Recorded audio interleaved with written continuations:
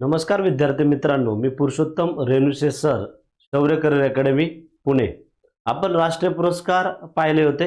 याच्यामध्ये एक महत्त्वाचा जो राष्ट्रीय पुरस्कार आहे, हा राष्ट्रीय पुरस्कार बघा, दादासाहेब फाळके पुरस्कार हा अनावधानाने राहिला होता आपल्या यूट्यूब सिरीजमध्ये।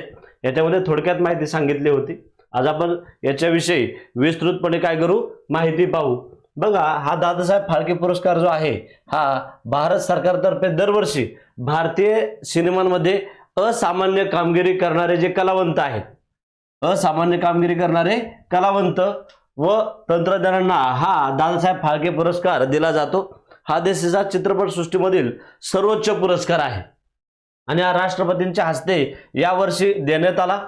इसवी सन 1969 मध्ये दादासाहेब फाळके यांच्या जन्म शताब्दी वर्षापासून हा पुरस्कार दिला जातो आणि हा पुरस्कार माहिती व प्रसारण मंत्रालय भारत खात्यातर्फे दिला जातो।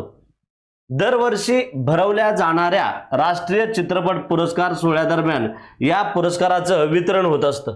याचं स्वरूप काय बघा, सुवर्ण कमळ, पदक, शाल आणि रोख बक्षीस किती दिलं जातं रे, 10 लाख रुपये इतकं रोख बक्षीस दिलं जातं। यंदाचा हा जो पुरस्कार आहे, हा यंदाचा पुरस्कार जर आपण पाहिलं तर 2025 चा बघा, या ठिकाणी काय आहे, 55वा आहे। ते टायपिंग मिस्टेक झालेली आहे। 55वा आहे, हा 54वा आहे, हा 53वा आहे आणि हा 52वा पुरस्कार आहे।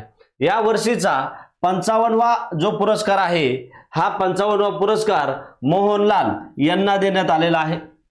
मल्याळम अभिनेते आहेत।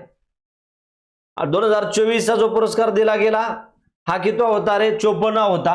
मिथुन चक्रवर्ती हिंदी भाषेसाठी देण्यात आला होता।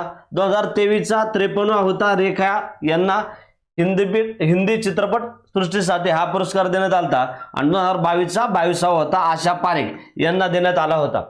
आता यावर्षी मी सांगितलं की हा पुरस्कार 55वा 2025 चा 55वा हा जो पुरस्कार आहे, हा पुरस्कार मोहनलाल यांना देण्यात आलेला आहे।